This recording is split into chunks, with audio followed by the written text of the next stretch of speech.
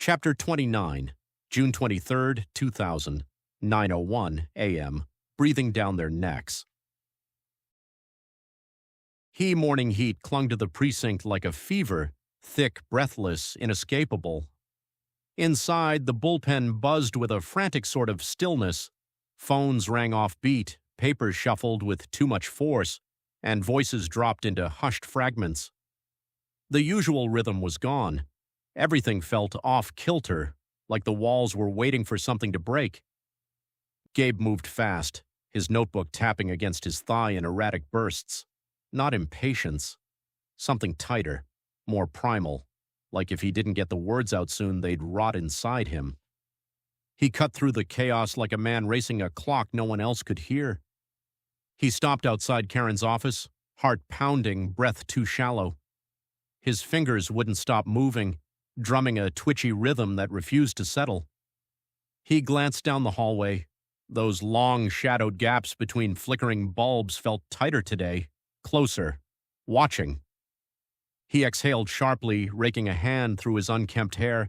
He needed clarity, he needed answers, and Karen was the only one who might not think he was losing his mind. The sharp click-click of heels against linoleum snapped him from his thoughts.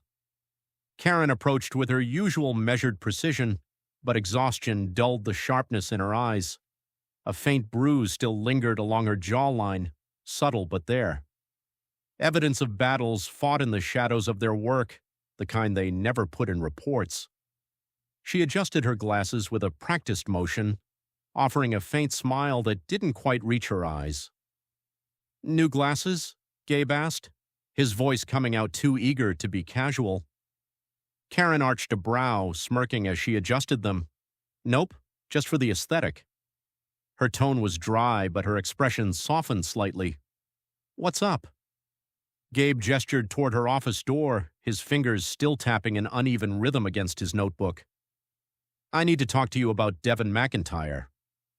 Karen's head tilted slightly, curiosity flickering behind her fatigue, but she didn't press. Instead, she unlocked the door with a quiet click. "All right," she said, stepping inside and hanging her bag on the hook by the desk. "Let me pull his file. Sit down." Gabe sank into the chair opposite her, his gaze darting around the room. Karen's office was a mix of order and quiet chaos. Stacks of reports were arranged neatly on one side of her desk, while the other held scattered sketches and diagrams. A faded photograph of a lighthouse hung on the wall, its weathered frame hinting at sentimentality. But what caught Gabe's attention was her desktop background, a black cat in a red rowboat floating on a river surrounded by jagged Rocky Mountain peaks.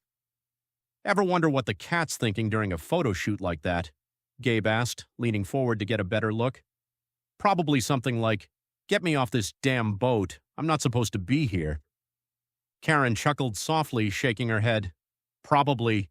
And let me guess, you still have the Green Hills default wallpaper?" "Damn right I do," Gabe said, flashing a quick grin before his expression sobered. "So, what does the report say?"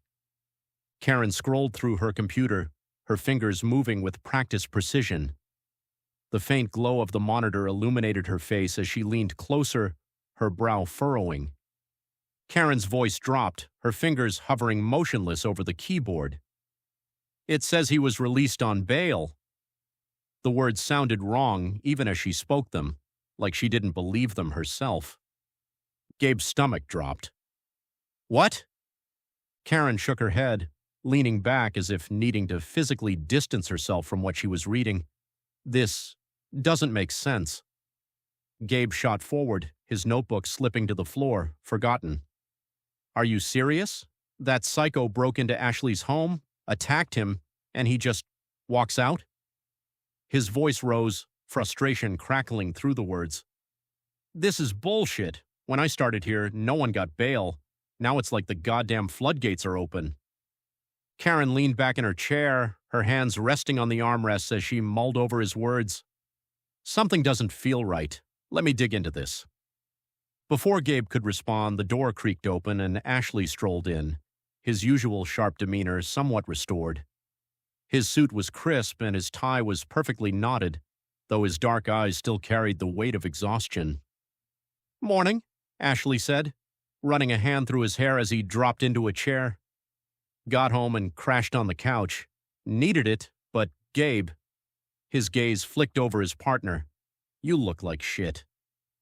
"Thanks, man," Gabe muttered, rubbing his temples. "Glad to know I'm inspiring confidence." Karen glanced between them, a flicker of amusement crossing her face before she turned back to the monitor. "You'll love this," she said, directing her words to Ashley. "Devin McIntyre? Out on bail." "The guy who attacked me in my home in the middle of the night," Ashley said, his voice sharp, each word weighted with disbelief. He leaned forward, his hands gripping the arms of his chair. "What's next? We send him a fruit basket and a get-well-soon card?" "That's exactly what I was thinking," Gabe muttered, sinking back into the chair. "What about Michelle Lewis?" Gabe's voice cut through the room, the edge of desperation slicing through his usual control. Her name was a loose thread in a tapestry already unraveling, and Gabe couldn't afford to look away. Karen's fingers danced over the keyboard before she sat back with a sharp exhale. "Still nothing," she said, her voice tight. "Not a parking ticket, no recorded address, not even a damn library card. It's like she doesn't exist, or someone went to great lengths to erase her." Ashley leaned forward, his elbows resting on his knees. "So let me get this straight.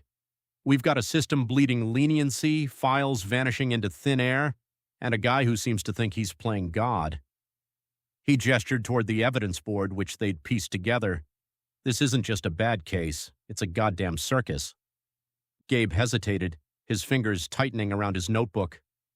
When he finally spoke, his voice was low but steady. "I've been thinking about the Book of Devon, the stuff about anchors, pillars, and obols.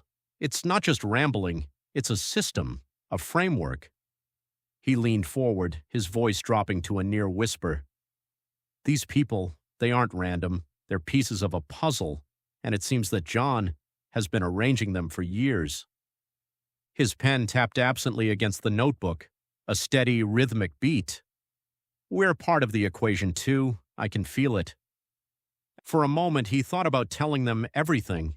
The vision, Brad, the twisted version of himself bleeding in a dream that didn't feel like a dream at all. The names, the blood, the voice that split reality like it was made of paper.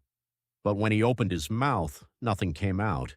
It wasn't fear, it was something colder. He wasn't ready to give it shape, not yet. Saying it aloud would make it real, and whatever it wasn't done with him. Karen leaned back, her eyes narrowing as she considered his words.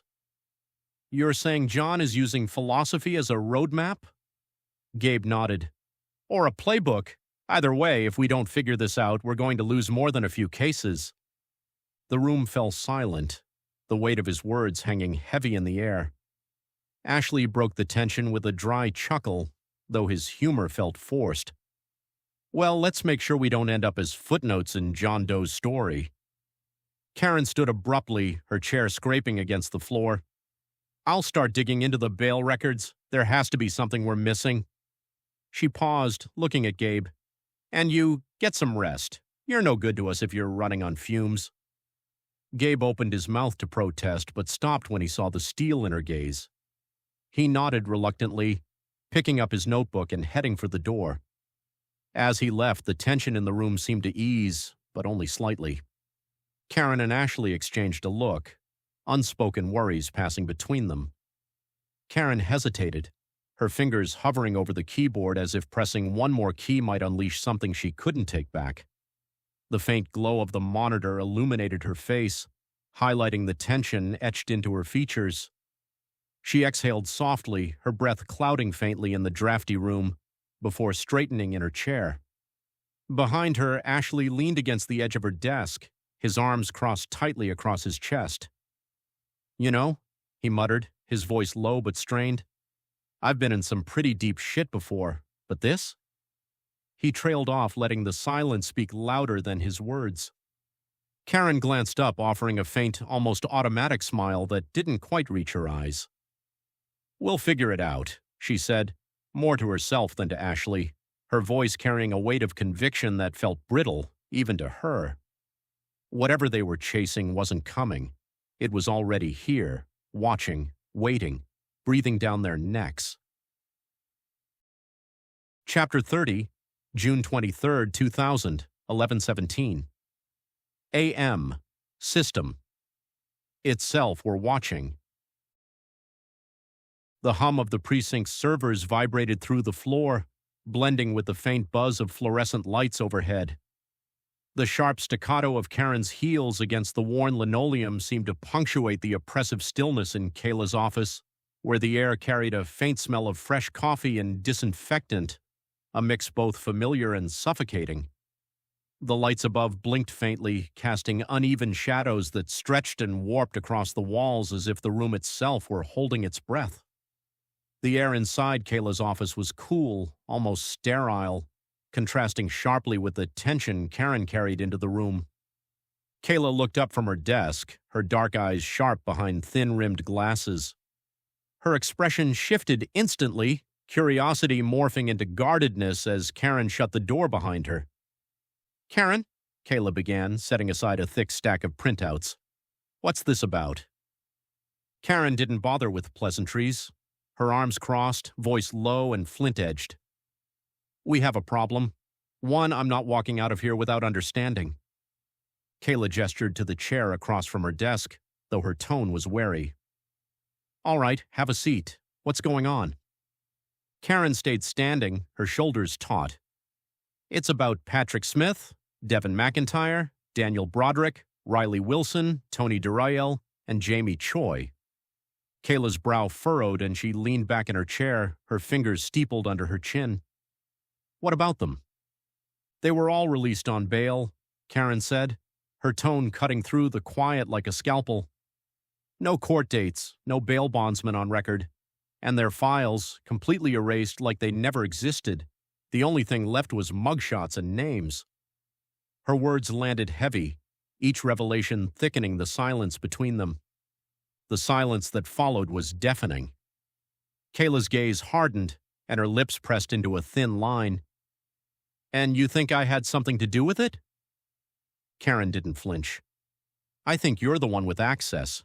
I think you're the one who could have noticed something was wrong."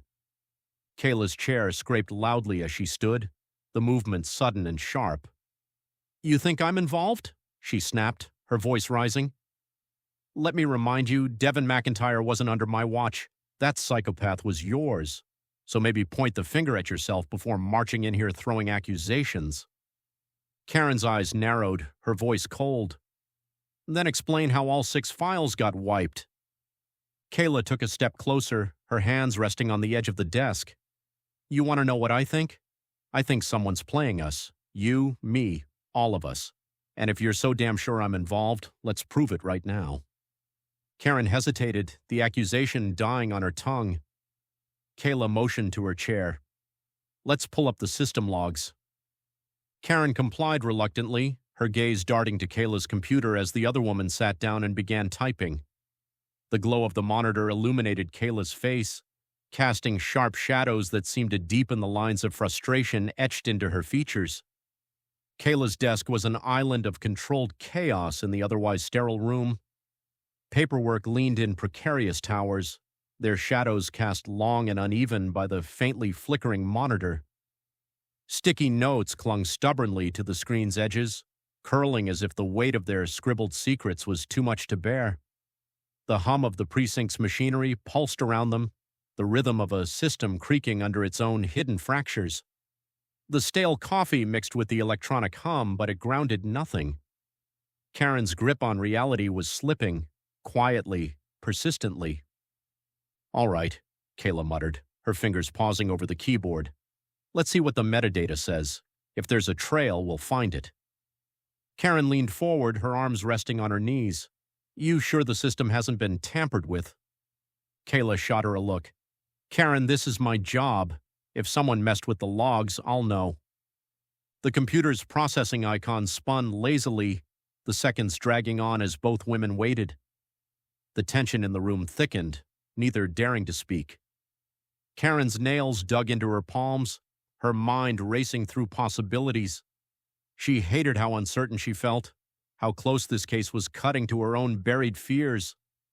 Finally, the screen blinked and Kayla exhaled sharply. Here we go. Metadata. As the system's loading icon spun lazily, Karen's eyes flicked toward the frosted glass of the office door. The distorted shapes of officers moving outside seemed to loom larger, their presence an ominous reminder of the world waiting beyond this room. Her heartbeat ticked in her ears, matching the rhythm of the spinning cursor. Karen stood, her pulse quickening as Kayla scrolled through the data. At first, it seemed unremarkable. Timestamps, user IDs, access points. But then Kayla stopped. Last access, Kayla muttered, leaning closer to the screen. Patrick Smith's file, 9:42 p.m., April 20th, 2000. Her voice carried an edge of disbelief, her finger hovering over the timestamp as though unwilling to believe it was real. Karen's brow furrowed. Who was it? Each click of Kayla's mouse echoed in the room like a countdown. Karen's breath quickened as the screen lagged, the spinning icon taunting her with every second. When the screen finally refreshed, the name slammed into her gut like a punch. Bold, unmistakable, Karen Crowe. Not just a name, a loaded accusation etched in pixels, a scar on reality, bold, accusing. It stared back at her, a damning mark against the reality she thought she knew. The single name on the screen, her name, burned into her mind, a brand searing through her thoughts. That's impossible, she whispered, but the tremor in her voice betrayed the fear curling in her gut, threatening to choke her. Kayla turned slowly, her expression a careful mask, though her eyes burned with something Karen couldn't place, doubt, anger, or maybe fear. Is it? She asked, her tone low and deliberate, each word cutting through the air like a knife. Karen shook her head intensely. I didn't touch those files. I wasn't even near a computer during that time. Then explain this, Kayla shot back, her voice rising. Because according to this, you're the one who accessed every single one of those files. Smith, McIntyre, Broderick, all of them. Karen's chest tightened, the walls of the small office seeming to press inward. Her thoughts spiraled wildly, every possibility more terrifying than the last. She felt Kayla's gaze on her, piercing and relentless, but she couldn't bring herself to meet it. The screen seemed to mock her, the name blazing like a brand in the dim light. Her mind replayed every moment of the previous months, searching for something, anything that could explain what she was seeing. This doesn't make sense, Karen murmured, more to herself than to Kayla. I didn't do this. Kayla leaned back in her chair, crossing her arms. Then someone's using your credentials, someone who knows how to cover their tracks. Karen's eyes snapped to Kayla's. But why me? Why not you? Why not anyone else? Karen's fists clenched at her sides, her mind racing for the next accusation to throw, but the steel in Kayla's gaze stopped her cold. The air between them thickened, a charged silence stretching to the breaking point. Kayla hesitated, the question lingering in the air. Maybe, Kayla said slowly, her gaze steady and unflinching, because they know you'd come looking, or maybe because they want you to see this. Her voice carried a weight Karen couldn't ignore, every word a quiet accusation wrapped in feigned neutrality. The thought sent a shiver down Karen's spine. She straightened, her gaze hardening. We need to go deeper, check if there's any external access, any sign of a breach. Kayla nodded, her fingers flying over the keyboard once more.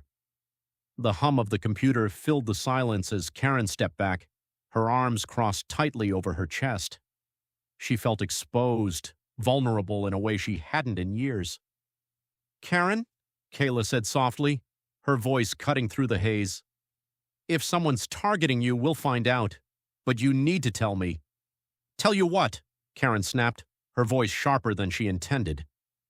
Kayla's eyes softened, but her tone remained firm. If there's something I don't know, something that could explain why they're doing this. Karen hesitated, her mind racing.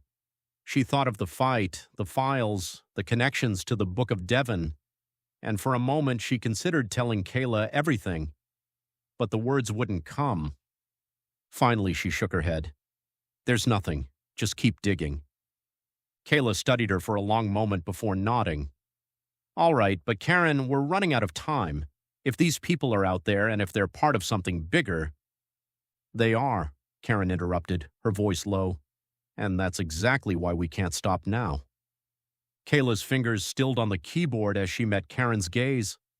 The unspoken understanding between them was heavy, a silent pact forged in the face of the unknown. Outside, the precinct buzzed on, the mundane hum of daily operations a stark contrast to the storm gathering within the office. Karen felt the chill of the room seep into her bones, her mind spinning with questions she wasn't sure she wanted answered.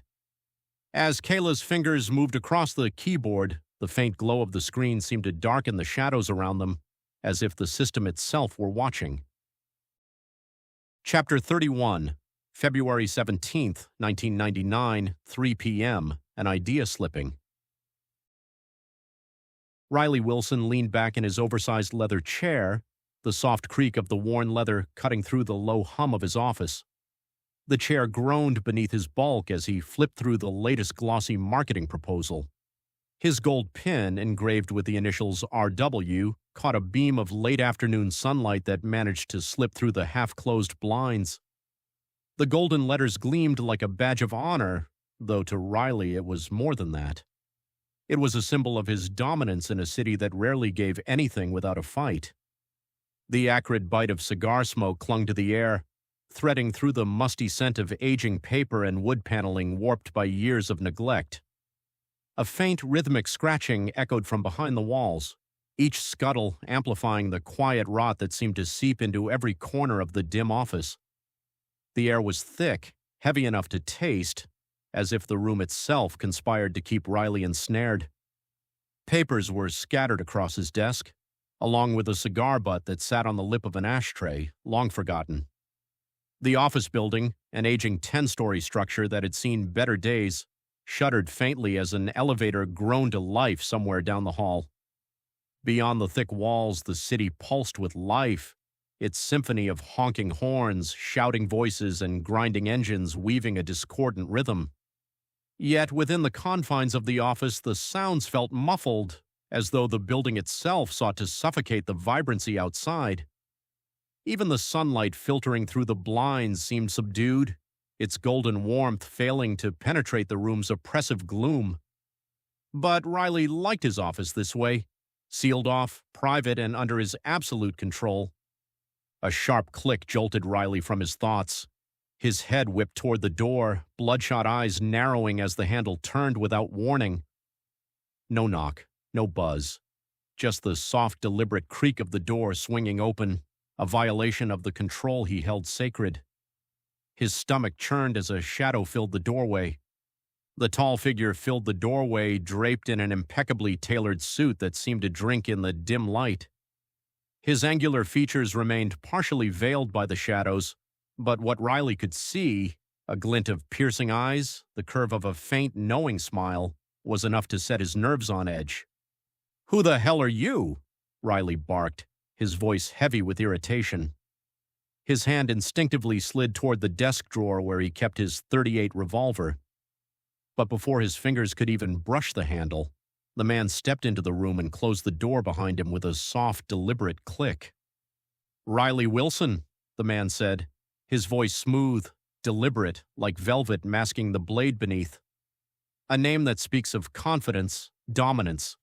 A giver, yes, but one whose generosity is laced with conditions. "Tell me, Riley, do you see it as generosity or conquest?"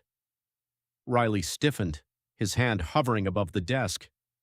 "You've got about 5 seconds to explain what you're doing here before I call security." The man's smile flickered, faint and calculated, curving his lips just enough to suggest amusement while his eyes held a glint of something sharper, something predatory. He stepped forward with deliberate ease, each movement fluid and controlled, like a shadow closing in on its quarry. The sunlight streaming through the blinds seemed to falter as John stepped closer, as though the very air recoiled from his presence. For a fleeting moment, Riley thought he saw the light bend around him, shadows twisting unnaturally in his wake. He blinked, and it was gone. "Security won't be necessary," the man said, his voice calm and measured. "I won't take much of your time, Mr. Wilson." Riley's scowl deepened. "You've got guts breaking into my office and talking like you own the place. What kind of game are you playing?" The man's gaze swept the room, lingering briefly on the awards lining the shelves. The certificates hung slightly askew on the walls. He moved toward a shelf, running a gloved finger along the edge of a trophy inscribed with Riley's name. "No game," he said, his voice carrying an eerie certainty. "Just an opportunity." "Opportunity?" Riley snorted, trying to mask his growing unease with bravado. "You've got the wrong guy. I don't deal with people who sneak in uninvited." The man turned to face Riley fully, his features now illuminated by the waning sunlight. His sharp cheekbones and cold, calculated expression seemed to sap the warmth from the room. "Oh, but I do," the man countered, his voice low, each word laced with quiet menace. He tilted his head, studying Riley like a predator sizing up weakened prey. "I know about the families you've gutted under the guise of generosity, the backroom deals, the silent exchanges sealed with a puff of smoke and a handshake, and that pin you wear so proudly." He stepped closer, his smile twisting. "I know what it really means." Riley's breath caught in his throat, his grip tightening on the armrests of his chair. The air in the room felt heavier, colder, and the faint hum of the city outside seemed to vanish. "What do you want from me?" he asked finally, his voice quieter now, tinged with the first traces of fear. The man walked to the window, pulling the blinds open in one swift motion. Harsh sunlight flooded the room, momentarily blinding Riley. The noise of the city surged back in, honking horns, distant chatter, the rhythmic pulse of life below. The man stood silhouetted against the open window, the city stretching out behind him like a living, breathing beast. "What do I want?" he repeated, his tone contemplative. "I want to offer you something few people ever receive: freedom, power, the chance to be part of something far greater than yourself." Riley rose slowly, his legs unsteady. "What kind of power?" The man stepped into the light, his silhouette framed by the glowing skyline. His features remained sharp, almost too perfect, as though he didn't quite belong in this world. "Power, Riley," he said, his voice low and magnetic. "Not the fleeting kind that money buys, but the power to reshape the world in your image, to step beyond the mundane and into the extraordinary." He stepped aside, gesturing toward the open window. The warm breeze ruffled the curtains, sending them billowing into the room like restless ghosts. "This could all be yours," he said, his voice dropping to a near whisper. "All you have to do is take a leap of faith and trust me." Riley approached the window cautiously, his pulse pounding in his ears. The city stretched out before him, vibrant and alive, but at that moment it felt distant, almost unreal. He turned to the man, his voice trembling slightly. "What's the catch?" The man smiled again, that faint, enigmatic smile that sent a shiver down Riley's spine. "The only catch," he said softly, "is that you stop pretending to be someone you're not. Embrace who you truly are, Riley. No masks, no pretense, just you." Riley felt the foundations of his confidence tremble for the first time in years. Had he been playing at power for so long that he'd failed to see how fragile it really was? The thought lingered, cold and unwelcome, before he shoved it aside. "What's your name?" Riley asked. "People been calling me John Doe." Riley's pulse roared in his ears, drowning out the distant city beyond the glass. His hands trembled at his sides, John's words winding around his ribs like a vice, tightening, unrelenting, as if meant to crush whatever certainty he had left. Each syllable had unraveled something in him, pulled at the threads of his carefully constructed empire until, for the first time, he wasn't sure if he'd built it himself or if he had only been allowed to hold it. John stepped closer, his presence thick, suffocating. "Take the leap of faith, Riley. You've been standing on the edge your entire life. It's time to jump in with both feet." He tapped Riley on the shoulder, a fleeting, almost casual touch. But the moment his fingers left, something inside Riley shifted. a feeling he couldn't name, like the floor beneath him had dipped, like the walls had exhaled. Before he could register it, John was already at the door, the soft click of the latch sealing his exit. Riley turned back toward the window, staring at the skyline, his pulse hammering beneath his ribs. The city stretched before him, vast, alive, yet distant, as though he was looking at it from the wrong side of the glass. A smile, faint, unfamiliar, tugged at his lips as he loosened his tie. In the far corner of his mind, something stirred. Not a thought, not a voice, a shift, like an idea slipping into place before he even realized it was his. Chapter 32, March 3rd, 1999, 10:43 p.m., flickering in his eyes. Tony Durrell's steel-toed boots scraped over fractured pavement, each step a harsh whisper in the humid night. The unpleasant smell of asphalt and paint clung to the air, a bitter echo of the job he'd just left behind. His neon vest hung limp over his shoulders, its once vivid glow dulled by grime and despair. The word laid off gnawed at his chest, not as a declaration but as a wound, raw and relentless. His mind raced as he gripped the strap of his worn canvas backpack, the weight of his tools pulling him slightly off balance. In one hand he held a crumpled piece of paper, the severance check that barely covered the rent for his dingy one-bedroom apartment. His thoughts churned, a toxic cocktail of frustration and despair. How the hell had it come to this? Ahead, a trembling street lamp sputtered overhead, its pale light blinking erratically like a dying heartbeat. Jagged shadows leaped and recoiled across the broken pavement, stretching unnaturally long.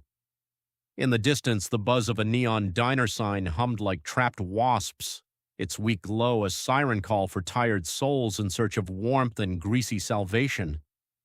Tony veered toward it, drawn by the faint hope of reprieve. "Tony Durrell!" A voice cut through the still night like the strike of a match. Tony froze. He turned sharply, his heartbeat spiking as he searched for the source of the voice. The street behind him was empty, save for a stray cat slinking through the shadows. The faint sound of distant traffic and the dull hum of the diner were the only noises. "Who's there?" Tony's voice cut through the night, rough and frayed, bristling with suspicion and a flicker of fear he couldn't swallow down. A figure emerged from the inky black of a boarded-up storefront, his movement eerily smooth, as if he had been part of the shadows themselves. The sharp lines of his immaculate suit clashed with the decayed surroundings, an unnatural anomaly in the crumbling facade of brick and peeling graffiti. His face was partially obscured by the shadows, but his eyes caught the faint glow of the street lamp, bright and piercing. He moved with deliberate ease, as though the world bent slightly around him. "Tony Durrell," the man repeated, his tone smooth and deliberate like the glide of a blade. "The seeker, the one who asks the questions no one dares, the man who unearths truths better left buried." Tony instinctively clenched his fists. "Who the hell are you? How do you know my name?" The man stepped closer, his polished shoes clicking softly against the pavement. "I know more than your name," the man said, his tone smooth as silk stretched over steel. "You're the kind of man who can't leave a locked box alone, always prying, always digging, because the question of what's inside consumes you more than the cost of knowing." Tony stiffened, his brow furrowing as unease crept up his spine. "You're not making any damn sense," he snapped. "And you're about 2 seconds away from getting your nose broken." The man smiled faintly, unfazed by the threat. "Am I?" he asked, his voice calm, almost amused. "Tell me, Tony, did your curiosity get you where you are now? Or did it cost you everything?" The words hit like a gut punch. Tony's shoulders sagged slightly, the fight in him dimming. "What do you want?" he asked, his voice quieter now, guarded but edged with desperation. The man gestured toward the diner, the neon sign reflecting off the glass like a stage light. "Let's not waste the curtain call," he said, nodding toward the diner. "The spotlight's burning, Tony, and I know you're aching for your cue." He cut the air with his hand like a conductor setting the tempo. Tony hesitated, his gaze darting between the man and the diner. He didn't trust this stranger. His presence felt off, like he didn't quite belong in the world around him. But curiosity gnawed at him, that relentless itch he could never ignore. With a grunt, Tony pushed open the diner door. The bell above jingled weakly, announcing their arrival in the near-empty room. A waitress in a faded uniform glanced up from behind the counter but said nothing, her eyes lingering on Tony for a beat before returning to her crossword puzzle. The man chose a booth in the far corner where the overhead light flickered faintly. Tony slid into the seat opposite him, the cracked vinyl sticking to his forearms as he leaned forward. "Start talking," Tony demanded, his voice low. The man folded his hands on the table, his posture relaxed but deliberate. "You're a seeker, Tony, a man driven by questions, but not every question needs an answer." "What the hell does that mean?" Tony snapped, his frustration flaring again. "It means," the man replied, his tone still maddeningly calm, "that your curiosity has consequences. Take your last job, for instance. Your team warned you about following up on the construction site map, didn't they? They told you it wasn't your problem to solve." Tony stiffened, his jaw tightening. "It wasn't planned outright. Things were missing. I was just trying to figure out what went wrong." "And you did," the man said, his smile returning. "You found the fault, but in doing so you also found the flaw in your foreman's report, didn't you? Unearthed the lie he was trying to bury." Tony's gaze fell to the cracked linoleum floor, his jaw tightening against the wave of guilt threatening to surface. He remembered the foreman's snarling threats, the accusing eyes of his co-workers, and the hollow victory of exposing a lie that had cost them all dearly. The truth he'd learned was never as clean as he'd imagined, a truth that had cost the company millions in fines and cost Tony his job. "That wasn't my fault," Tony said defensively. "I was just doing the right thing." The words echoed hollow in his mind. He could still see the foreman's face that day, tight-lipped, flushed with rage, as though Tony had done something unforgivable by exposing the lie. The memory of his co-workers' averted gazes cut deeper than any words. "Rat," one of them had muttered, loud enough for Tony to hear but quiet enough to feign innocence. That word followed him like a curse, gnawing at the edges of his resolve. "Were you?" the man countered, leaning forward slightly. "Or were you just feeding your need to know, no matter the cost?" Tony's breath caught in his throat. He had no answer. The man sat back, his gaze never wavering. "You're a man who digs, Tony. You can't help yourself. But digging too deep can unleash things better left buried." Tony clenched his fists, his knuckles white against the cracked tabletop. "Why are you here?" he asked finally, his voice raw. "What do you want from me?" The man's smile widened, his eyes gleaming with something almost otherworldly. "I'm offering you a choice," he said, "a chance to turn your curse into a gift, to seek not just answers but power, real power." Tony stared at him, his heart pounding. "What kind of power?" The man stood, smoothing the front of his suit as he moved to the window. He pulled the blinds open, revealing the neon glow of the city outside. "The kind that puts you in control, Tony. The kind that ensures you're never a pawn in someone else's game again. The kind that gives you all the answers." He turned back to Tony, his silhouette stark against the neon light. "All you have to do is take the first step. Trust me." Tony rose slowly, his legs unsteady.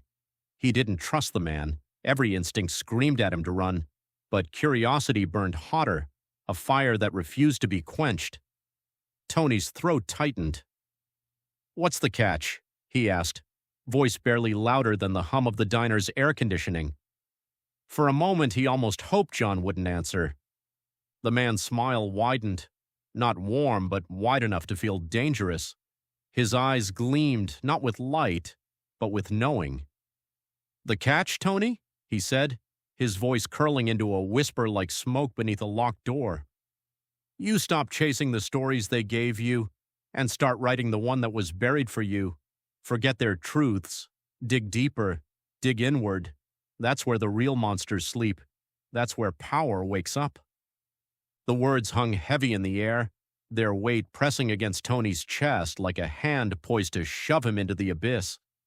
He wanted to laugh, to call it nonsense, but something about John's tone made him hesitate, like the world had tilted ever so slightly, just enough to make the impossible feel inevitable.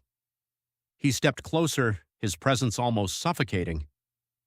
Take the leap, Tony. Isn't that what you've been doing all your life?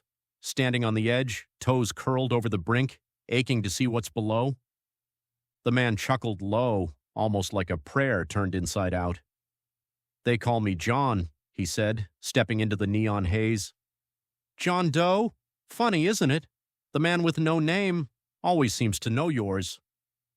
John tapped Tony on the shoulder, light, final, then turned and walked out, the door swinging gently in his wake. Tony stood frozen, his thoughts racing, his heart pounding. Through the open blinds, he watched the man disappear into the shadows, his figure fading into the city's chaos. The waitress approached, her voice cutting through the haze. You want coffee, hon? She asked, her tone disinterested. No, thank you, Tony muttered, rising from the seat. He left the diner, the bell above jingling faintly in his wake. The night air struck like a cold slap, dragging Tony back into the chaotic symphony of the city. Distant sirens wailed, their echo fading into the neon haze that clung to the streets. A crosswalk sign blinked red, its rhythmic flash matching the pounding of his heart. Every instinct screamed at him to forget John's words, to move on, but the fire of curiosity burned hotter, refusing to be extinguished. Tony's steps faltered as he reached the edge of the sidewalk. He glanced upward, the flickering neon lights above the diner casting fractured reflections in the rain-slick pavement. Stop digging for their truths. Start uncovering your own. The phrase replayed in his mind, a taunt, a challenge. For the first time in months, maybe years, the weight of his failures seemed to shift, not gone but lighter, as though something had stirred beneath the rubble of his life. With a steadying breath, Tony straightened and began walking again, the faintest spark of defiance curling in his eyes. Chapter 33, March 12, 1999, 2:56 a.m. Silence and darkness. The streetlights flickered weakly above Roosevelt Plaza, their amber glow faltering like dying embers. Cracked pavement stretched beneath Daniel Broderick's boots, the jagged lines splitting the ground like unhealed scars. The plaza loomed ahead, gutted, hollow, a monument to faded ambition. Boarded-up windows streaked with graffiti whispered of a time when life thrived here, before it all rotted away.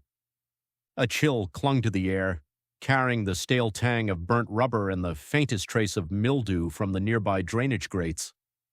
Daniel's leather jacket felt heavier tonight, as though weighed down by the crumpled termination papers tucked into its pocket.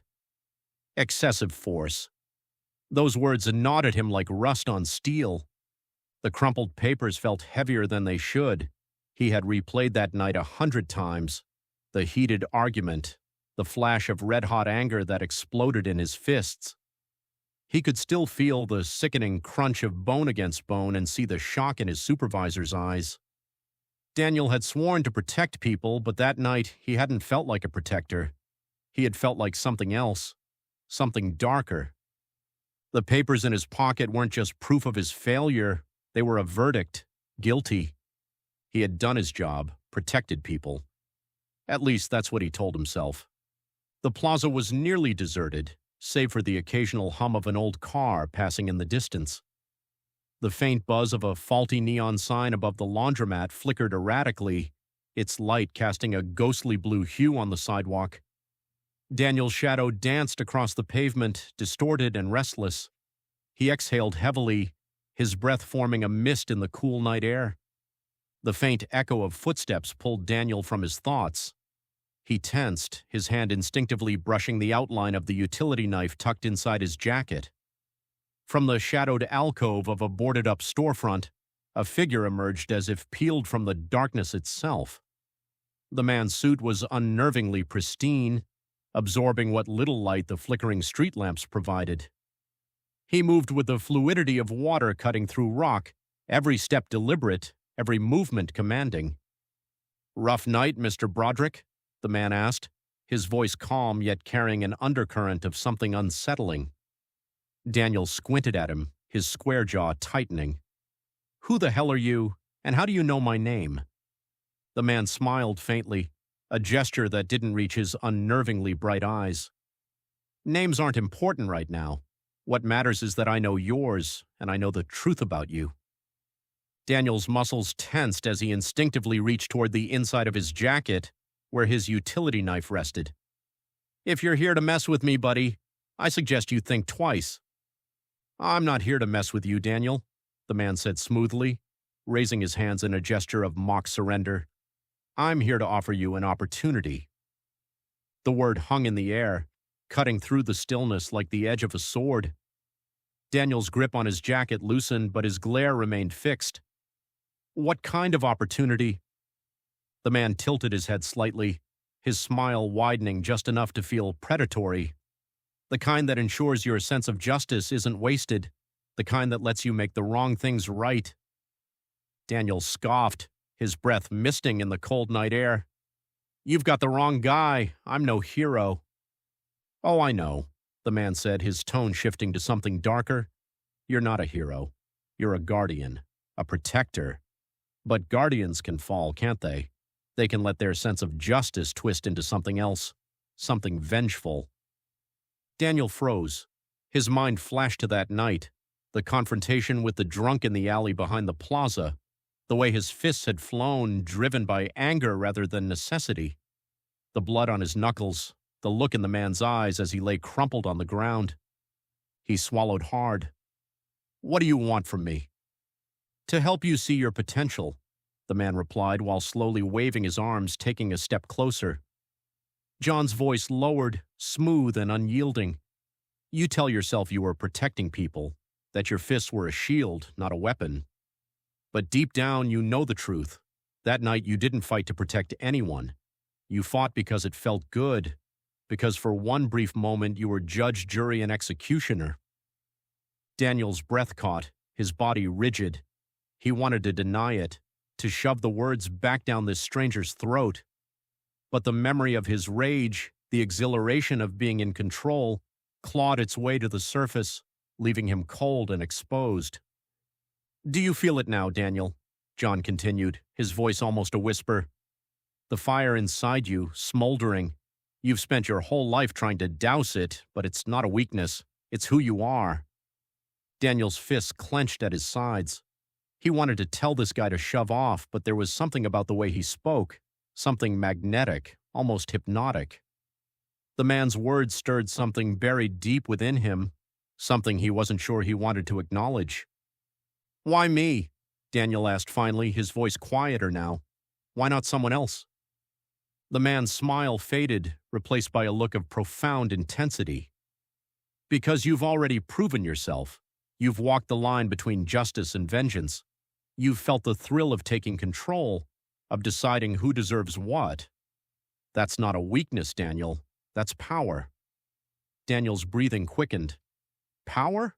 Look where it got me. Fired, alone, a disgrace." "Temporary setbacks," the man said dismissively. "You've been cast aside, broken down by a system that fears strength like yours. But endings and beginnings are the same thing, Daniel. Just dressed differently. I can help you rise, not as a pawn of someone else's justice, but as its architect, with strength that doesn't falter, with purpose that doesn't waver." The man moved to stand beside Daniel, his gaze shifting to the empty street ahead. "Imagine a world where you're not just a pawn in someone else's game, where you make the rules, where your strength isn't a liability but a weapon." Daniel hesitated, his chest tightening as the man's words clawed at something buried deep within him. The memories of that alley, of the bloodied knuckles and the rage he couldn't quite control, surged forward like a wave, along with the image of the young man left behind to take the blame. He swallowed hard, his voice trembling despite himself. "What's the catch?" The man chuckled softly, the sound low and unsettling, The catch is simple. You have to embrace who you truly are. No masks, no lies, just the unfiltered truth. Can you do that, Daniel? Daniel's jaw tightened, his mind a storm of conflicting emotions. He wanted to say no, to tell this stranger to leave him alone, but a part of him, the part that had lashed out in that alley, the part that still burned with unresolved anger, was tempted and terrifyingly tempted. The man turned to him, his bright eyes gleaming. I can see you're hesitant. That's good. It means you're thinking. But don't take too long, Daniel. Opportunities like this don't come around often. He reached into his pocket and pulled out a small polished coin. He held it between his fingers, letting it catch the faint light. Take this, he said, holding it out to Daniel. It's a reminder of the choice you have to make. Daniel stared at the coin, its polished surface gleaming faintly in the dim light. It felt cold in his hand, unnaturally so, as though it had been pulled from the depths of a frozen river. For a moment his reflection flickered across the coin's surface, but it wasn't his face. The distorted image stared back, its features twisted into something unrecognizable. He blinked, and the illusion was gone. What the hell is this? Who the hell are you? Daniel murmured, his voice barely audible. A reminder, John said, stepping back into the shadows, of what you're capable of, and the name is John. The man's smile returned, enigmatic and unyielding. You'll know it when you're ready. For now, just think about what I've said. Without another word, the man turned to walk away. Daniel stood there, the coin glinting in his hand, its cold metal sending a shiver down his spine. The streetlights flashed, casting erratic patterns across the pavement. He looked down at the coin, his reflection warped on its polished surface. For a moment, the world seemed unnaturally still, as though the city itself were holding its breath. As Daniel turned to leave, that shiver ran deeper, sharp and sudden, piercing his chest like an icy blade. The world tilted. The streetlights above blurred into streaks of amber, their flashing becoming a pulse that matched the pounding in his skull. His knees buckled and he crashed to the ground, his utility knife clattering uselessly against the pavement. Cold crept through his veins, sharper than the night air, as if the coin had leached the warmth from his body. His vision dimmed, the edges of the plaza dissolving into a thick, suffocating darkness. Somewhere in the distance, a voice whispered, a low, cold murmur that seeped into his ears like icy water. Embrace it, Daniel. Let the fire consume you. The shadows around him twisted, curling inward as though alive. He tried to scream, but no sound came. The last thing he saw was the coin and John Doe standing over him. The coin surface was now etched with glowing lines that pulsed like veins, and then just the sound of his own breathing, slowing, stretching, until there was nothing left but silence and darkness. Chapter 34, April 19th, 2000, 11:36 p.m. They just changed thrones. The dive bar clung to its bygone glory like a relic unwilling to fade. Its warped wooden floors groaned under the weight of years and the few regulars who still lingered like ghosts of a better time. Cigarette smoke hung in stubborn layers, caught in the weak, jaundiced light of flickering yellow bulbs. The air was a cocktail of spilled beer, sweat, and the faint tang of mildew, a suffocating reminder that this was a place where dreams had come to rot. Above the bar, a neon sign sputtered with an erratic hum, casting fractured streaks of red light across dusty bottles that stood like forgotten trophies. Patrick Smith sat hunched at the far end of the bar, cradling a beer that had gone lukewarm hours ago. His thick Texas accent sliced through the low murmur of the room, more abrasive than charming. When he slapped his palm on the sticky countertop for another round, the sound rang louder than he intended, drawing a half-hearted glance from the bartender. "Hell, Jimmy, keep 'em coming. I've got nowhere else to be," Patrick barked, his tone laced with irritation. The bartender, used to his rants, barely nodded before sliding a fresh beer across the sticky counter. Patrick leaned back in his stool, his gut pressing against the edge of the bar as he surveyed the room. His once imposing presence had softened over the years. The wiry strength of his youth had given way to a more average physique, but his voice and attitude remained as sharp as ever. "I tell you what," Patrick drawled, pointing a thick finger at the bartender. "The world's full of goddamn cowards, you know that? Ain't nobody got the guts to say what they mean anymore." Jimmy offered a half-hearted grunt, his focus more on the TV mounted above the bar than Patrick's tirade. A man sat unnoticed in the far corner, his presence so still he might have been part of the shadows themselves. But when he moved, the illusion shattered. His dark suit drank in the room's weak light, giving him an air of quiet menace. Each step he took toward the bar seemed to ripple through the atmosphere, the subtle shift drawing uneasy glances from the few patrons too drunk to know better. His movements were unnaturally smooth, his sharp features partially veiled by shadow, and yet his piercing eyes seemed to see everything. His bright eyes never left Patrick, studying him like a hunter sizing up prey. The bar's noise seemed to fade into the background as the man stood and began to move toward Patrick, his steps deliberate and soundless. "Patrick Smith," the man said, his voice calm yet razor-sharp, each syllable precise enough to cut through the haze of smoke and the muffled noise of the bar. Patrick didn't notice at first, too engrossed in his one-sided conversation with the bartender. But as the man approached, an unnatural stillness seemed to settle over the room. The low hum of conversation faltered, the clinking of glasses dulled, and even the neon sign above the bar stopped flickering. The man slid onto the stool beside Patrick, his presence an uninvited shadow. "A tyrant with no kingdom," he said, his voice low and cold, but it sliced through the haze of the room like a razor. Patrick turned his head slowly, his beer halfway to his lips. "What the hell did you just say?" The man smiled faintly, his expression one of calm certainty. "You heard me." Patrick's eyes narrowed. "I don't know who the hell you think you are, but I ain't in the mood for riddles." "Oh, but I think you are," the man countered, his voice velvet smooth, yet carrying an edge sharp enough to draw blood. "Patrick Smith, former foreman, ousted after your fist, did more talking than your words. A man who built his throne on barking orders and breaking spirits, only to watch it crumble beneath you." Patrick slammed his beer down on the bar, the glass shattering under the force. "You got some nerve talking to me like that, you bastard." The man didn't flinch. Instead, he leaned in slightly, his bright eyes boring into Patrick's with an intensity that made the larger man shift uncomfortably in his seat.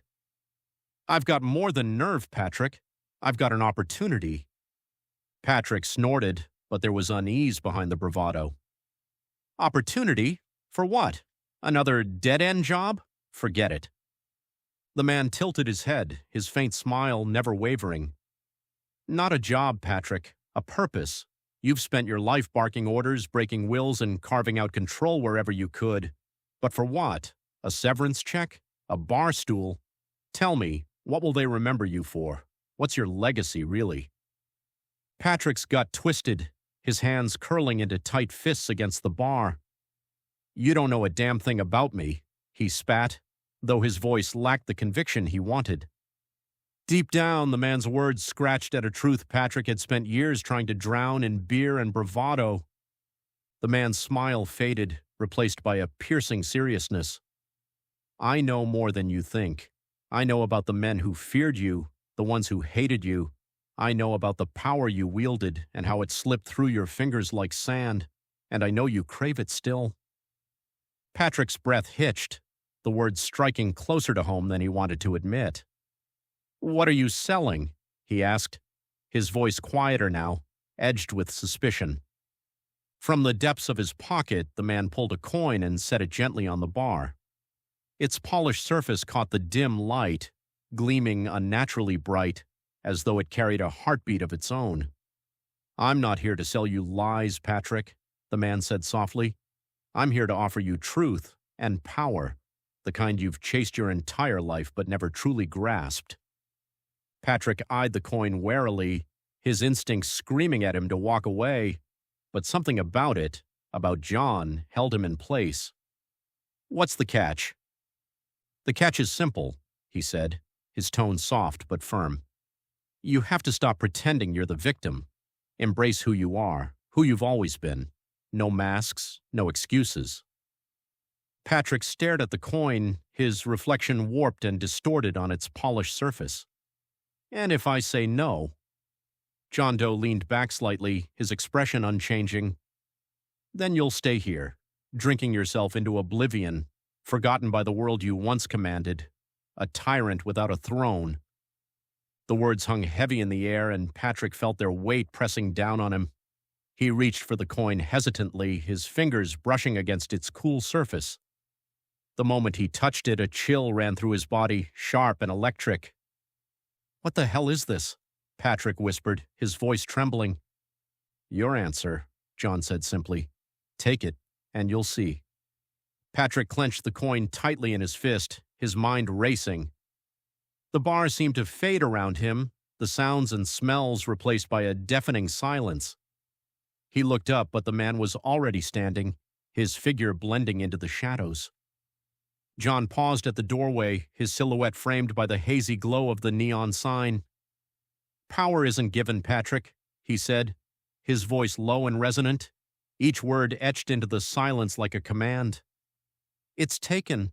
The question isn't whether you want it, it's whether you're brave enough to seize it." Patrick staggered to his feet, his fingers trembling as the coin slipped from his grasp and spun on the sticky floor. The metallic clang rang out like a hammer strike, reverberating in the silence that had gripped the bar. A sudden, bone-deep chill gripped him, spreading from his chest and crawling to his limbs. The room tilted violently, the flickering neon lights twisting into strange, jagged patterns. Patrick reached out instinctively, his hand grasping at the empty air as his knees gave way beneath him. The commotion startled the bar's patrons, their murmurs swelling into confusion, but they seemed distant, like echoes from another world.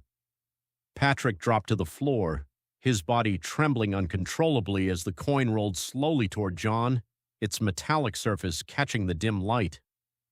Patrick's breath hitched, his voice rasping as he tried to speak, but all he could hear was John's voice, soft and otherworldly, wrapping around him like a cold wind. "Embrace who you are, Patrick," John whispered, his tone both commanding and eerily soothing. Patrick's vision blurred, the dim light of the bar fading into an all-encompassing darkness. His knees buckled, and he collapsed, his chest heaving with shallow, desperate breaths. The coin rolled with an unnatural precision, its metallic clink echoing like a death knell as it came to a stop at the man's polished shoe. The last thing Patrick saw before the shadows claimed him was the man's faint, knowing smile and the chilling certainty in his voice. "Tyrants never fall, Patrick. They just change thrones." Chapter 35, April the 20th, 1999, 10:24 a.m., waiting to be unleashed. Jamie Choi, perched on the edge of a reclaimed wood stool, her manicured nails tapping a precise rhythm against the rim of a ceramic cup labeled Cold Brew Elixir No. 3. Around her, the cafe was a performance of authenticity. Edison bulbs glowed like trapped fireflies, succulents posed in, overpriced terracotta, and hand-lettered signs touted locally sourced beans. It wasn't a cafe, it was a curated experience, a temple for those worshipping at the altar of aesthetic perfection. The Edison bulbs cast a warm golden glow over shelves lined with succulents and books that no one would ever read. The air smelled of freshly ground espresso and oat milk, tinged with an overpriced sandalwood candle burning faintly near the barista's station. Above the counter, a neon sign blinked sporadically, declaring, "Drink coffee, save the world." Jamie rolled her eyes, muttering, "Sure, that's how it works." The scent of freshly ground espresso, mingled with hints of cardamom and cinnamon, carried on the soft hum of an industrial-grade grinder. Behind the counter, the baristas moved with performative efficiency, their tattooed arms and perfectly frothed lattes completing the aesthetic Jamie secretly envied and loathed in equal measure. The hum of conversation around her was a mix of the mundane and the disjointed, punctuated by the clang of dishes and the hiss of the espresso machine. She adjusted her seat with an audible huff, glancing around at the room with a barely concealed sneer. The patrons were a cross-section of chaos, tourists brandishing disposable cameras, construction workers devouring breakfast wraps, and hipsters sipping lattes like performance art. Jamie's gaze snagged on two men in oil-streaked uniforms at the counter, their booming laughter cutting through the hum of muted conversations. She sneered under her breath. Figures. Typical white man doing whatever they want. Her contempt was sharper than the scent of burnt espresso clinging to the air. Jamie pulled a sleek silver laptop from her bag, its casing smudged with fingerprints from countless hours of use. She powered it on and tapped her fingers impatiently against the table as the startup chime echoed softly. The screen flickered to life, and she connected to the cafe's sluggish Wi-Fi network, one of the few perks of this hipster haunt. Opening her email client, she scrolled through the latest messages, most of them spam. One, however, caught her attention. A reply from the director of a local nonprofit she'd cornered into accepting her consultation services. A smirk tugged at her lips as she read the carefully worded response. Apologies are thinly veiled as professionalism. They knew better than to refuse her, and they'd pay for it in more ways than one. She sipped her lukewarm coffee, grimacing as the bitterness clung to her tongue. Typical, she muttered, pushing the mug aside. Disappointing, isn't it? The voice slid through the air like a scalpel, smooth and deliberate, carving its way past the cafe's muted clamor. Jamie froze mid-sip, her head snapping up. A man stood before her as if conjured from the shadows themselves, his presence impossibly still in the room's curated chaos. His dark suit absorbed the light, sharp lines cutting against the soft glow of Edison bulbs, and his gaze, bright, calculated, seemed to pin her in place. His face was sharp, almost statuesque, with eyes that seemed to hold a light of their own. He didn't wait for an invitation, sliding into the booth opposite her as though he belonged there. "Excuse me?" Jamie said, her voice clipped. "Just because you're a white man, you cannot just do whatever you want. This is 1999, not 1812. Who the hell are you?" "John," he replied simply, his smile faint but disarming. "John Doe." Jamie's eyes narrowed. "John Doe, really? What do you want?" He tilted his head slightly, studying her as though she were a puzzle he was piecing together. "I've been watching you, Jamie Choi. Your work, your passion." She leaned back, crossing her arms. "What is this, an ambush? You look like one of those journalists trying to spin some expose on performative activism." John chuckled softly, the sound devoid of malice. "Not at all. In fact, I admire your dedication. The way you throw yourself into your causes, the fire you bring to the fight. It's inspiring. I would consider myself an ally." Jamie's expression softened, but only slightly. "Damn right it is. Someone has to care about the injustices in this world. Not that you'd understand."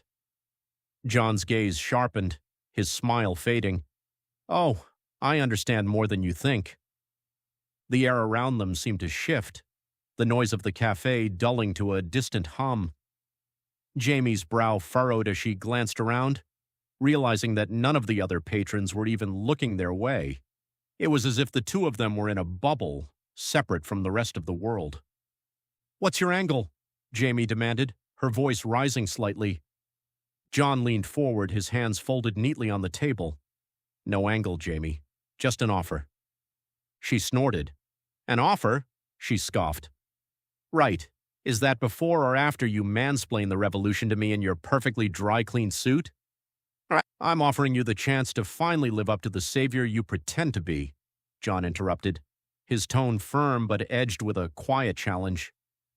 "To wield power, not just shout about it. To change the world in ways you've only dared to imagine." Jamie froze, her skepticism battling with curiosity. "What the hell are you talking about?" John reached into his pocket and placed a coin on the table. Jamie's gaze locked onto the coin, its polished surface gleaming under the bar's dim artisanal lighting. The etched symbols seemed almost organic, shifting like the liquid patterns of the latte art that surrounded her. Her stomach tightened, the sleek, curated world of the cafe fading into insignificance as the coin demanded her full attention. "This," John said, his voice soft but commanding, "is the key." Jamie stared at the coin, her stomach twisting with a mix of unease and fascination. "What's the catch?" John's smile returned, though it didn't reach his eyes. "The catch is simple. You have to stop pretending you're saving people when all you're doing is feeding your pride." Jamie bristled, her hands clenching into fists. "You don't know me." John tilted his head, his smile unfaltering, calm, slow, inevitable. "I know you better than you know yourself," he said, voice smooth as smoke. "I know how you wrap yourself in virtue like armor. I know how you sharpen your empathy into a spear, and you aim it at anyone who doesn't march to your drum. You don't fight for the voiceless, Jamie. You just love the sound of your own voice echoing louder than theirs." Jamie's face flushed. "You don't know a damn thing about me, and I've met enough privileged narcissists to spot one across the room." John chuckled, not mockingly, but like a man watching a child throw punches at a hurricane. "Am I?" he whispered. "You've just never met one who holds a mirror."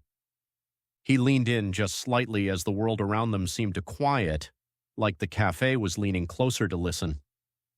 "Tell me, Jamie," he murmured, "how many lives have you actually saved?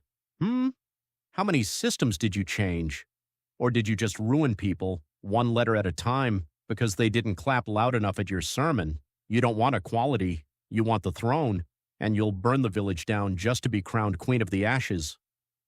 Her breath hitched, the words cutting deeper than she expected. "Get out!" she hissed, voice trembling, her mask cracking. But John didn't move. His eyes gleamed now, too bright, too calm. "Oh, I've seen you before," he said, voice dropping to something low and raw. "A wolf in vegan leather. You wear justice like jewelry. You feed on outrage and call it enlightenment. And the moment the cameras cut away, you throw your cause back in the closet and check the mirror to see how good your anger looked." He slid the coin across the table, slow and deliberate. "You're not broken, Jamie. You're just unfinished. And deep down, I think you know, you were never trying to save the world." He smiled again, teeth just a little too white in the cafe's flickering light. "You were trying to own it." John stood slowly, his movements deliberate. He picked up the coin and held it out to her. "You can keep lying to yourself, or you can embrace the truth. This coin is your chance to make amends, to become the savior you pretend to be." Jamie hesitated, her breath catching as the coin seemed to draw the light toward it, its polished surface alive with shifting symbols that glimmered like quicksilver. The air around her grew heavy, the muted sounds of the cafe falling away until all that remained was the coin's hypnotic pull. She felt as if the room was holding its breath, waiting for her decision. "What happens if I take it?" she asked, her voice barely above a whisper. John's smile widened, enigmatic and unyielding. "You'll find out." The tension in the air was almost unbearable as Jamie reached out, her fingers brushing against the cold metal. The instant her fingers brushed the coin, a jolt of searing energy coursed through her veins, lighting up every nerve like a firework. Jamie gasped, yanking her hand back, but the coin clung to her palm, its intricate symbols glowing faintly, shifting like a liquid under her skin. A surge of something primal and unrelenting flooded her chest, power, raw and terrifying. "What the hell?" she breathed, her heart pounding. John's voice echoed in her ears, though his lips didn't move. "Embrace who you are, Jamie. The world needs you to stop pretending and start acting." The cafe seemed to shift around her, the walls bending and twisting as her vision blurred. The last thing she saw was John's face, his eyes glowing faintly in the dim light, before everything went dark. When Jamie came to, she was still in the booth, the cafe bustling as if nothing had happened. The coin was gone, and John was nowhere in sight. She looked around frantically, her mind racing. Had it all been a hallucination? A dream? Jamie caught her reflection in the bar's glass door, the flickering neon casting fractured light across her face. Her eyes shimmered faintly, an otherworldly darkness that no one else seemed to notice but burned into her mind like a brand. For the first time, she saw herself not as the crusader she pretended to be, but as something raw, something untamed. Her reflection stared back, hungry and unflinching, a promise of power waiting to be unleashed. Chapter 36, July 10th, 2000, 4:58 p.m., waiting to break. The morning sunlight bled through Karen's office blinds, fractured into jagged stripes that slashed across her cluttered desk. Outside, the muffled cacophony of the precinct hummed like an indifferent machine, its steady rhythm a cruel contrast to the chaos that churned within these walls. A faint coffee stain on the corner of her desk seemed to grow darker in the light, an unspoken metaphor for the mounting stains in her career. A half-empty cup of coffee sat precariously on a stack of case files, its faint steam curling into the air like a ghost of energy that none of them possessed. Karen leaned back in her chair, her blazer hanging loosely on her shoulders, as though the weight of the last few days had finally started to crush her. Ashley leaned against the edge of the desk, the glowing tip of his cigarette defiantly smoldering beneath the no-smoking sign like a middle finger to protocol. Gabe prowled near the door, his work, shoes squeaking faintly against the linoleum, his notebook a blur of frenzied scribbles. The air was a cocktail of stale smoke, caffeine, and tension so thick it felt like the walls themselves were bracing for impact. "We spent hours at those locations," Ashley started, his tone sharp. 7 damn places, and what do we have to show for it? Nothing but some vague notion that John Doe picked these people up there like it's a goddamn taxi route. Gabe didn't stop pacing. "Not nothing. Think about it. Every single spot connects back to the profiles in the Book of Devon. Those weren't random places. They were staging grounds. But for what?" Karen massaged her temples, her voice tight. "We're missing something. A connection. A pattern. He wouldn't just leave a trail like this unless he wanted us to find it." Ashley took a slow drag from his cigarette, his eyes narrowing. "Or unless he wanted to distract us. We've been chasing our tails for days, Karen. Meanwhile, Dan Broderick's family just filed a missing person report. How long before the rest of them start disappearing, too?" The room fell silent at that. Even Gabe stopped pacing, his pen hovering over his notebook. The weight of Ashley's words settled heavily between them, unspoken fears bubbling to the surface. Karen straightened, her voice cutting through the quiet. "What about the apartment? The one on Billionaire's Row?" Gabe's expression darkened. "We tried. The door guy practically told us to fuck off, politely, of course. Said to come back with a warrant or an invite." Ashley snorted. "Classy. There's nothing like being stonewalled by someone who's paid more to smile than we make in a month." Karen stood, her hands braced on the desk as she looked between the two men. "So, we're stuck. No leads, no warrants, and now missing persons. What's our next move?" The door burst open with a sharp crack, and Captain Marshall filled the room like a thundercloud rolling in. His heavy boots thudded against the floor as Kayla followed in his wake, her fingers clutching a folder so tightly the edges began to curl. Both wore expressions carved from stone, their professional facades splintered by something darker, something that dragged the air from the room. "Karen," Marshall said, his voice low and firm, "we need to talk." Karen's brow furrowed as she straightened, her instincts bristling at his tone. "What's this about?" Marshall didn't mince words. "Effective immediately, you're suspended with pay." Marshall's words landed like a hammer, his tone leaving no room for argument. "There's an internal investigation into the deleted files, and until it's resolved, you're off this case." The room seemed to freeze. Gabe blinked, his notebook slipping from his fingers and landing on the floor with a soft thud. Ashley's cigarette hovered midair, the smoke curling upward in a lazy spiral. Karen's mouth opened, but no words came out. When she finally found her voice, it was sharp and edged with disbelief. "You're kidding me." Marshall's expression didn't waver. I'm not. This comes from higher up. The files are gone and the system logs point back to you. Until we figure out what happened, you're off the case. Karen took a step forward, her breath hitching as fury tightened her throat. You can't be serious, she snapped, the sharp edge of disbelief cutting through her words. You know me, Marshall. I've lived and bled for this case, for this precinct, and now you're sidelining me right when we're about to crack it, over a glitch. Her voice cracked, anger warring with desperation as her fists clenched at her sides. Kayla's gaze flicked away, her jaw tightening. She looked like she wanted to say something but stayed silent. Marshall didn't back down. This isn't personal, Karen. It's procedure, and if you have nothing to hide, you've got nothing to worry about. Nothing to worry about, Karen snapped, her fists clenching at her sides. This case is falling apart, people are disappearing, and you're pulling me out of the field because of some bullshit technical error? Marshall's voice dropped, steel lacing his words. Enough. This isn't up for debate.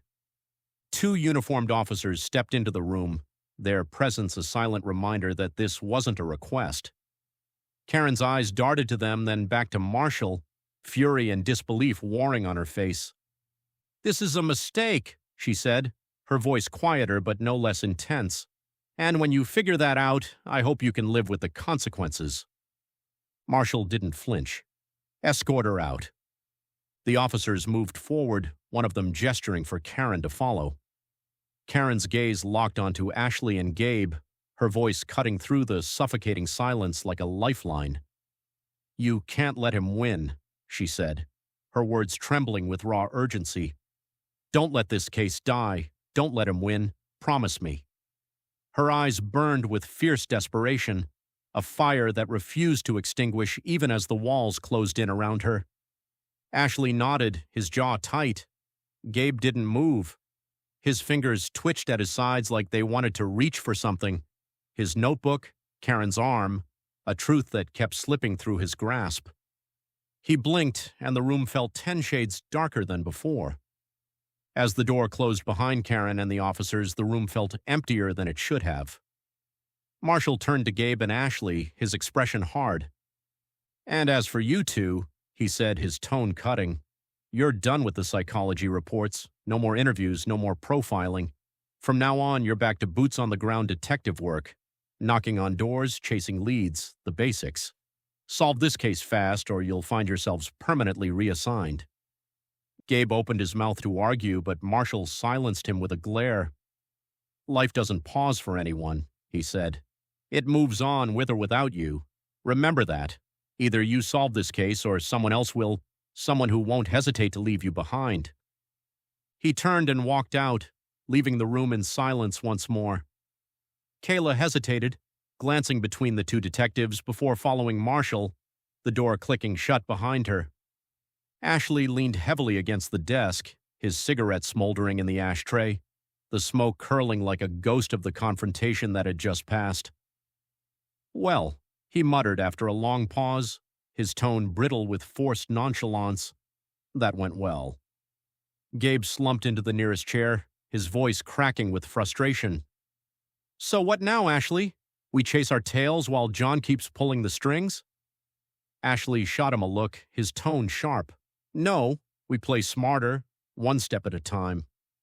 The room fell silent again, the weight of the moment pressing down on them like a physical force. The precinct buzzed on, its rhythms indifferent to the turmoil in Karen's office.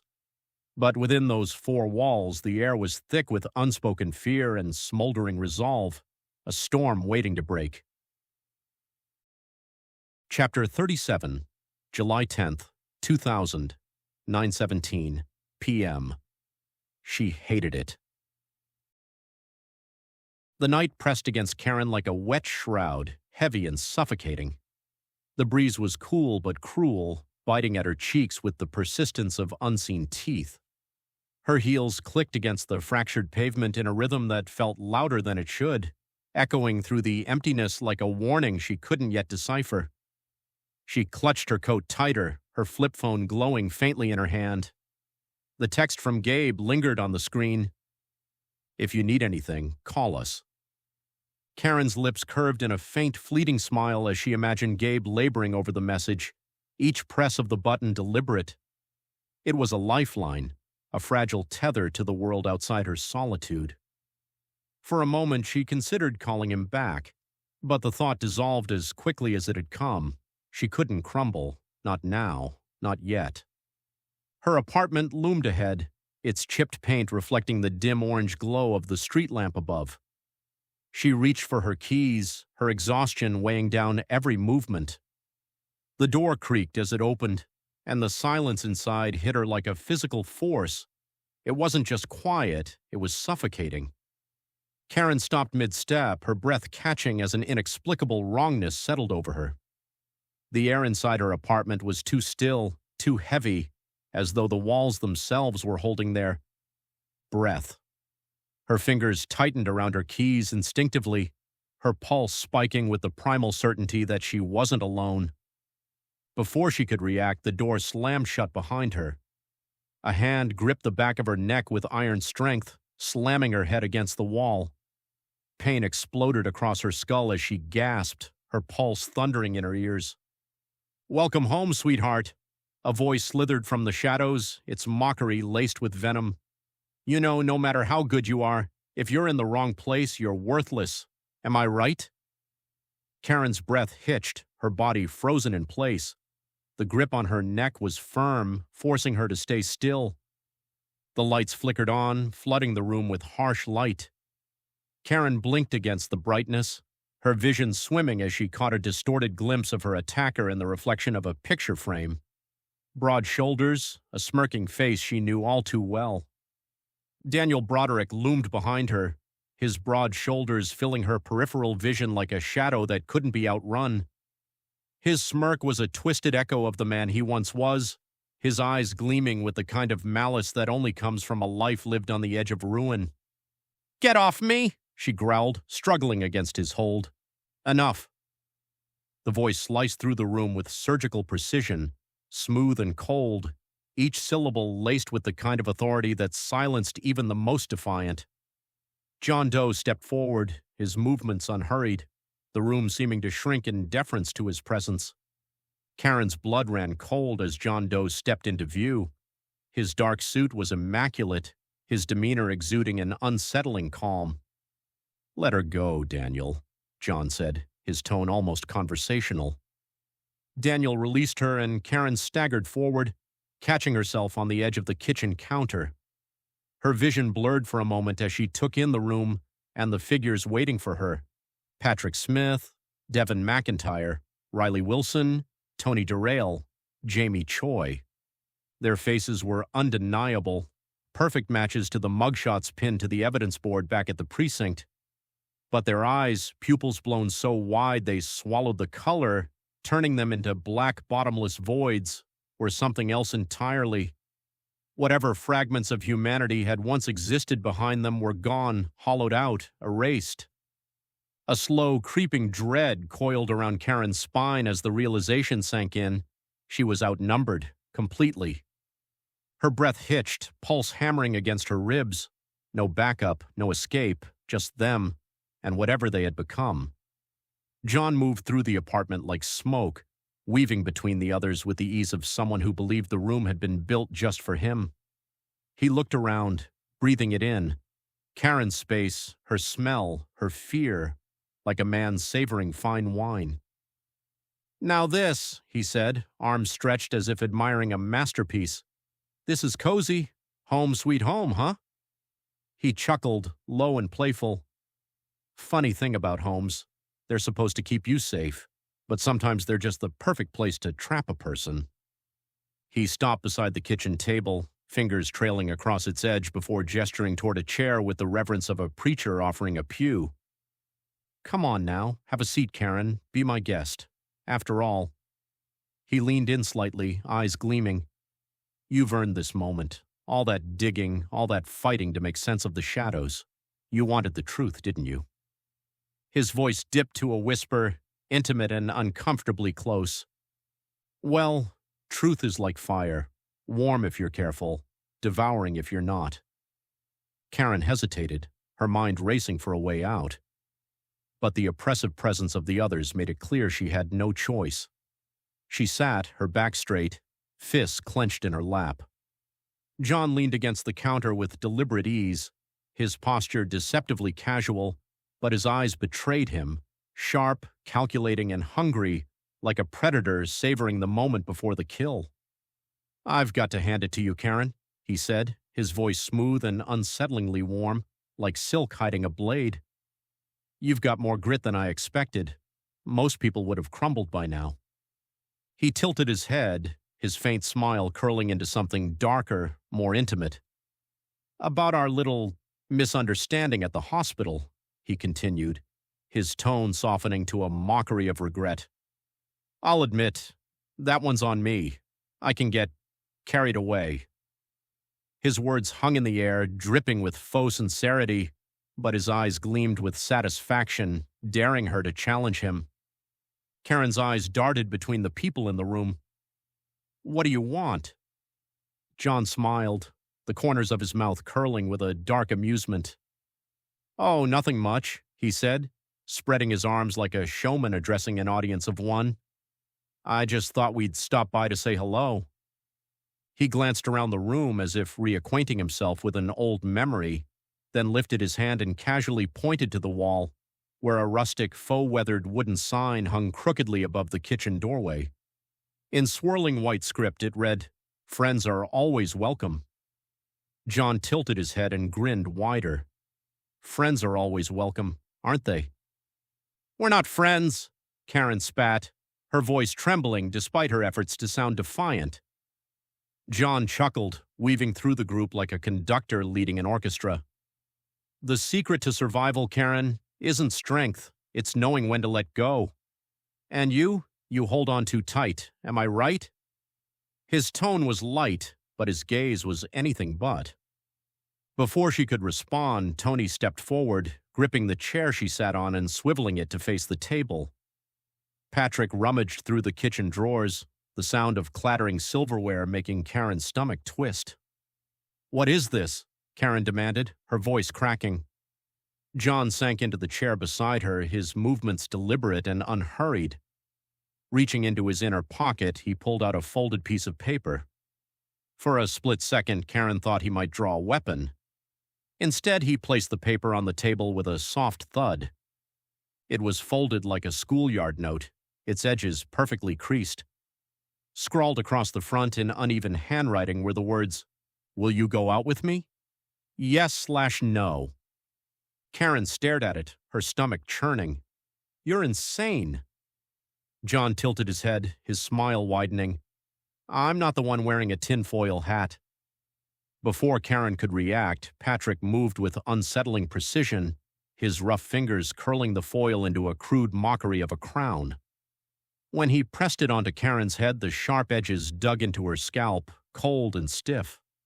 The metallic scent mixed with the sting of humiliation, her teeth clenching as the weight of the mockery pressed against her skull. "You probably think this is a joke," John said, his voice dropping to a conspiratorial whisper. "But it's not.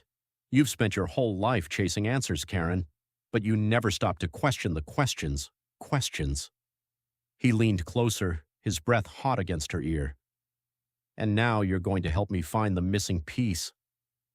Karen swallowed the tremor in her voice, forcing her breathing to slow even as her chest burned with the effort.